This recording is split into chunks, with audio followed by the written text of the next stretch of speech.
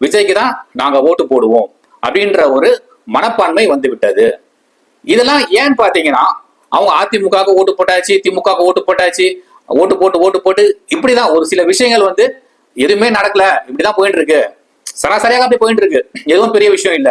நான் நேற்று போட்ட பதிவுல கூட பாத்தீங்கன்னா, யாரு வந்து இந்த மதுவை ஒழிப்பாங்களோ அவருடைய வாக்கு வந்து நிச்சயமாக பெண்களுடைய வாக்கு நிச்சயமாக அந்த யார் மதுவை ஒழிப்பேன் என்ற வாக்குறுதி அளிக்கிறார்களோ அவர்கள் தான் போடுவாங்க.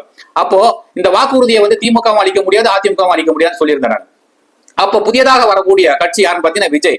விஜய் தாராளமாக சொல்லலாம், அதாவது நான் ஆட்சிக்கு வந்தால் மதுவை ஒழிப்பேன், முற்றிலுமாக ஒழிப்பேன் அப்படின்னு சொன்னா, இந்த 3,30,00,000 பெண்கள் இருக்கிறாங்க.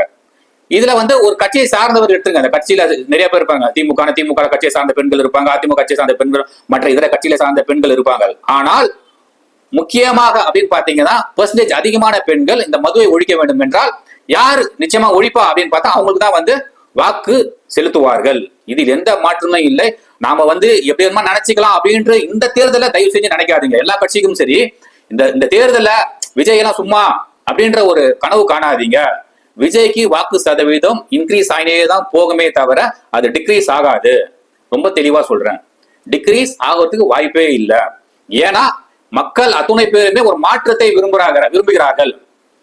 ஏன்னா திமுக அதிமுக அதுல சார்ந்த கூட்டணி, இதுல சார்ந்த கூட்டணி, இப்படிதான் அப்படியே போயினே இருக்க தவிர ஒரு தனிச்சையாக ஒரு மனிதன் உருவெடுத்து மக்களுக்கு நல்லது செய்ய போகிறான் அப்படின்ற வரும்பொழுது மக்கள் அதனை எதிர்பார்க்கிறார்கள். நமக்கு யார் நல்லது செய்வா? அது இல்லாம விஜய் மேல அதாவது எல்லாம் என்ன சொல்றாங்க, ரசிகர் அப்படின்றது, ரசிகர்ன்றதுலாம் 2 வருஷத்துக்கு முன்னாடி போயிடுச்சு. இப்ப இருக்கிறவர்கள் எல்லாம் பாத்தீங்கன்னா தொண்டர்கள், அதாவது ரசிகர்களும் இருக்காங்க, தொண்டர்களும் இருக்காங்க, அத்தனையுமே வாக்குதான். விஜய்க்கு வாக்கு செலுத்தக்கூடியவர்கள் தான் திரண்டு வருகிறார்கள். யாரும் சும்மா வந்து விஜய் வரான்னு சொல்லிட்டு பின்னாடி போறது இல்ல. விஜய்க்கு வாக்கு செலுத்தக்கூடிய தொண்டர்கள் தான் இன்னைக்கு அதிகமாக இருக்கிறார்கள். அப்படின்ற பாக்குற பட்சத்துல இன்னைக்கு இருக்கிற சூழ்நிலை சொல்றேன், இன்னைக்கு இந்த ஜூன் மாசத்துல விஜய்க்கு 20% வாக்கு நிச்சயமாக இருக்கிறது. இதே விஜய் அவர்கள் கட்சி நல்ல முக்கியமான ஆட்களை எப்படின்னு பாத்தீங்கன்னா படித்த ஒரு retired IPS officer, retired IPS officer ஐஆர்எஸ்ல கூட சேர்த்திருக்காங்க. அந்த மாதிரி மருத்துவர்கள், மருத்துவர்கள் முக்கிய அதாவது நன்கு படித்தவர்கள், நேர்மையானவர்கள், கொஞ்சம் அரசியல் அனுபவம் உள்ளவர்கள், இவர்கள் எல்லாமே வந்து கேண்டிடேட்டா வருகிற சட்டமன்ற தேர்தலில் நம்ம நியமனம் பண்ணணும்னு சொன்னா நிச்சயமாக வந்து விஜய்க்கு வாக்கு சதவீதம் இன்னும் அதிகமாகும்.